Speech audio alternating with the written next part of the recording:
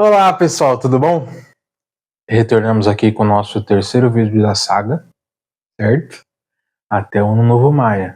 E aí, se vocês curtirem, gostarem do conteúdo, podemos prolongar aí, ter outros períodos com esses tipos de vídeo. Bom, hoje vamos falar de um ser muito interessante, um deus maia, que está relacionado com o castelo do destino que estamos, com a energia que está circulando, que está começando nesse ciclo. E é muito interessante para esse período que a gente vai ter agora de pós-carnaval, quaresma, até a Páscoa. É um processo de interiorização, autoconhecimento, entendimento das suas falhas, defeitos, propósitos aqui na Terra, propósitos que você se colocou, e buscar um alinhamento sincero dentro disso e abandonar, né? Eliminar conceitos, ações, formas de pensar, de sentir, que já não te conduzem a um caminho de luz, caminho de serenidade, de amor, de harmonia que você acaba buscando. Não compreender que são processos que têm que ser findados para que coisas novas possam surgir. Bom, com essa breve introdução, sou Felipe Ribeiro, essa é a Valéria Barros, nossa facilitadora, e ela vai agora continuar com vocês. Olá, Kim 25, Serpente Ressonante Vermelha, e a gente está num momento importante, né, como todos, um momento, e a gente está na segunda onda encantada do Castelo Branco, norte do Cruzar, que é o Reino da Morte. E a gente já passou, né, pelo Castelo Vermelho, do Dragão, que é o regente desse castelo, né, que trouxe tudo aquilo para o nosso nascimento, né, todas as forças de nutrição mesmo. E entramos no segundo castelo, que é da morte. Então a gente vê o primeiro castelo foi do nascimento e o segundo é da morte. Por quê? Porque isso nos fala diretamente da linha da existência, processo da vida mesmo. Porque dentro do Tzolk'in, a gente encontra todas as energias galácticas, cósmicas e as energias da nossa própria vida mesmo. O nosso processo de desenvolvimento, para a gente poder caminhar. No vídeo anterior, a gente falou sobre os maias galácticos, esses seres divinos, essas serpentes emplumadas que vieram e trouxeram o conhecimento do tempo. Agora a gente vai falar sobre um outro ser, né? Os castelos, eles têm a regência da família cardinal, que é dragão, enlaçador de mundos, macaco, guerreiro, e o último castelo é o voo mágico, que é da lua, né, que lança esses castelos. No Castelo da Morte, a gente cruza, nesse momento a gente cruza os reinos, né, esses reinos inferiores, internos mesmo. E é nesse castelo que a gente tem a oportunidade de trabalhar diretamente com a morte. E o enlaçador de mundos, branco, ele representa essa morte mesmo, a igualdade, né, a oportunidade de morte, de transformação que o enlaçador traz.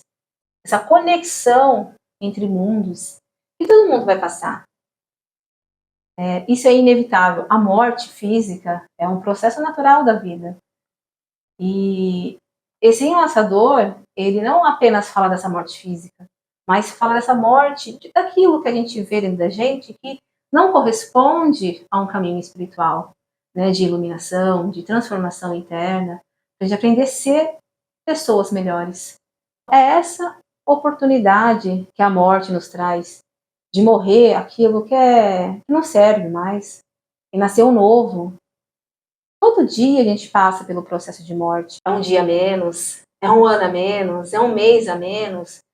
Quando plantamos uma semente na terra, ela tem que morrer para poder nascer, né? Para a semente poder florir, dar frutos. Então esse processo de morte é algo natural, né? Faz parte da própria natureza. O ponto chave nessa conversa é em relação ao trabalho interno.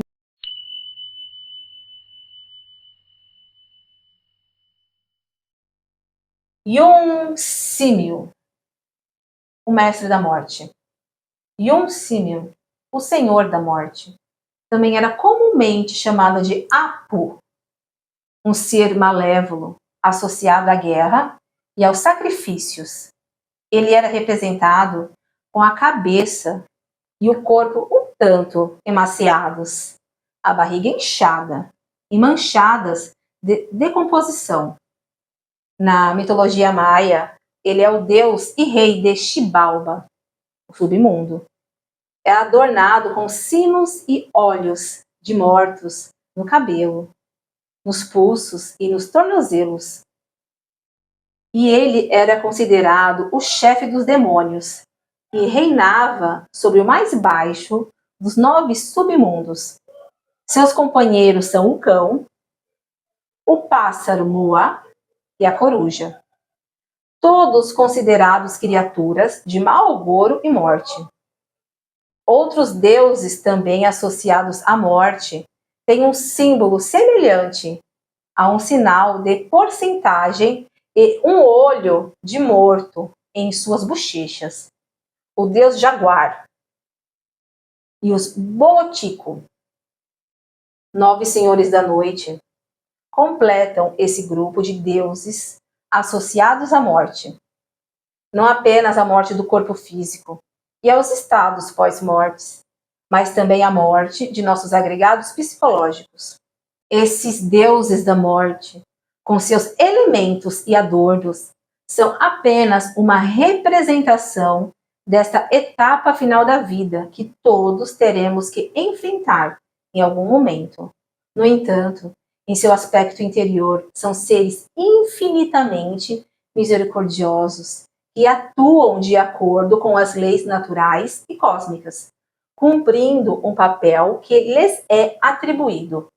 Eles têm a seu serviço os anjos da morte, que são responsáveis por desconectar a alma do corpo físico e podem nos guiar nos estados pós-morte.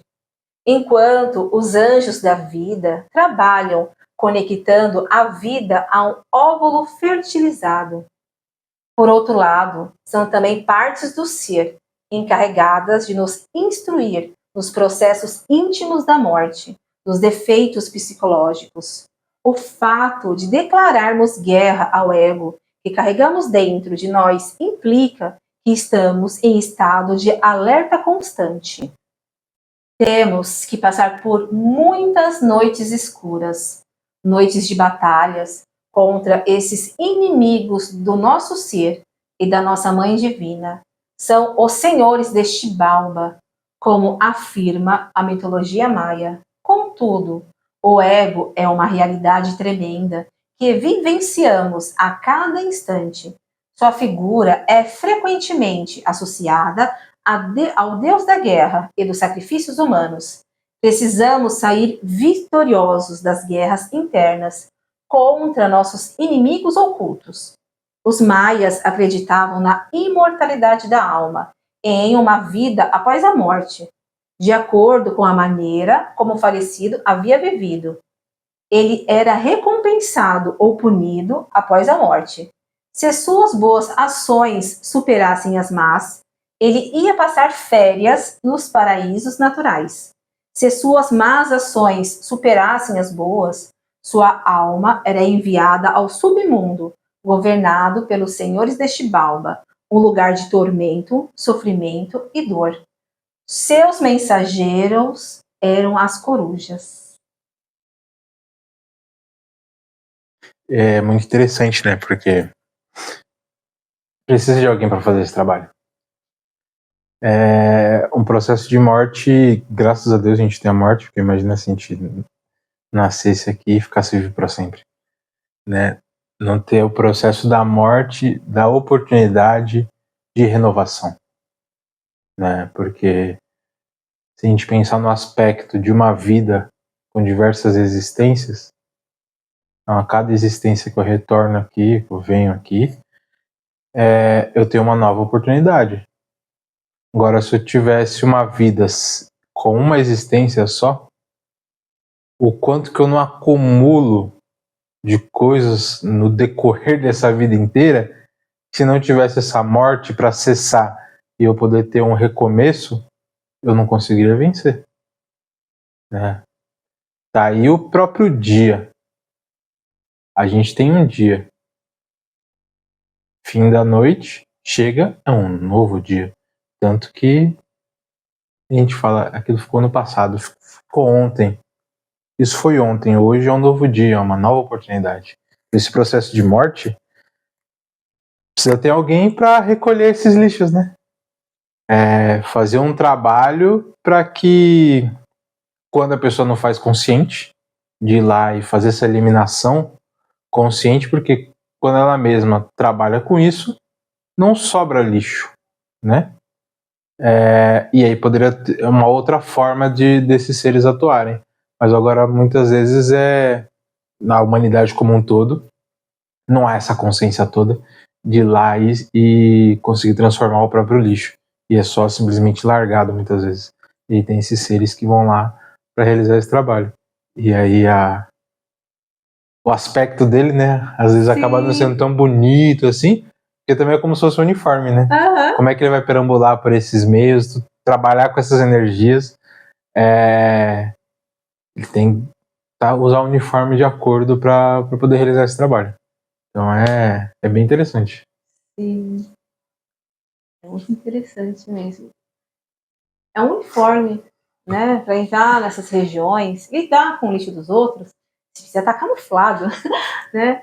Então, mas dentro desse uniforme tem seres divinos, tem anjos mesmo, que estão nessa posição de auxiliar, né? Cada um no seu processo interno, no seu trabalho, né? De se transformar no ser novo, ou aquele irmão mesmo, que faz a passagem, tem quem vai recolher, onde vai levar para outro ponto, aquele que precisa. E o enlaçador de mundos, quando a gente pega a imagem do elefante, né, que é já uma imagem mais fácil de aceitação mesmo, né, porque ele parece que está dormindo, né, ou o próprio elefante mesmo, que tem o arco-íris na cabeça, a gente vai ver que ele tem vários olhos, né, que nem em um símil, a imagem original, né, que o corpo dele é feito de olhos, e essa própria visão espiritual, nada escapa dele, né? A gente tem que perceber que a gente tem nossos olhos para perceber a realidade que a gente está. Então a gente consegue ver as coisas, né? E receber essa imagem. Então esse ser divino tem vários olhos. Então ele percebe quantas dimensões, quantas etapas, nada passa despercebido. Cada processo interno ele está sendo visto. Né? A gente né, aceitando ou não essa informação, está sendo visto, né, nos acompanha. Né, então são seres divinos mesmo. E tem que olhar e buscar mais a fundo aquilo que ele representa. Né? Então a morte, né, a cultura maia, a própria cultura mexicana, né, onde a gente tem os Dias dos Mortos mesmo, que é uma grande festa, uma grande celebração mesmo, essa oportunidade que a gente recebe da mãe. Né? A gente fala muito do aspecto masculino, mas é da mãe que vem essa oportunidade, porque é a mãe que dá vida, né? Então, é ela que também é responsável pela morte, né? A mãe morte. E aproveitar mesmo esse período do próximo ciclo da tormenta, ter aquilo que possa ser transformado por Kawak, que é um grande transformador de mundos. Não é? E se recorde, se você não fizer a transformação e esse auto-reconhecimento por si mesmo, pode ser que em algum momento alguém faça por você. E geralmente não é muito fácil, né? E vai ter uma dor maior às vezes do que se a gente mesmo tivesse feito. E a gente não aprende. Então eu vou ter que passar por aquilo de novo para conseguir aprender. É mais fácil já fazer agora, né? Fazer essa autoanálise, entender, ver o que é preciso ser modificado e aproveitar o período da transformação que Kawak nos traz, transformar essas energias para depois trabalhar com o aspecto de elevação e iluminação. E nós vamos caminhar nessa linha e vamos chegar lá. Sim, faz parte do processo. Então, pessoal, é isso. Esse é o vídeo de hoje. Agradeço a todos. Se tiverem alguma dúvida, lê o texto, ouviu o texto que foi lido, queria saber sobre isso, esse aspecto aqui e tal. Pergunta nos comentários, faz a pergunta nos comentários. Se tem algum Deus aí que você sabe, Maia, que você queria saber um pouco mais sobre ele nessa linha de ideias que a gente vem trazendo aqui. Então apresenta ele também nos comentários. Falou, eu queria saber desse Deus aqui e tal. Então comentem aí o que vocês querem, perguntas que vocês têm sobre os temas que a gente vem abordando. E daqui 15 dias estamos novamente com vocês. E pro Ano Novo Maia temos novidades. Nos aguardem.